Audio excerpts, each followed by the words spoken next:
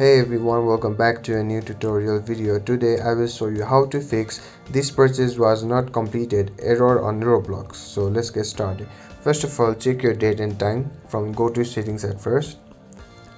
Now search for date. Here you can see date and time, open it. Now check these options on. Turn these options on if it's off. Now the second method will be go to Google Play Store. And at the top right corner you can see a profile icon. Tap on it and go to the payments and subscriptions. Go to payment methods. Right now there is no card connected, but if it's connected you will get an update option. Update your information and reopen Roblox and you're good to go. This is it for today. Hope this video was helpful. Leave a like if it was and sub to the channel will be most appreciated. Thank you for watching. Goodbye.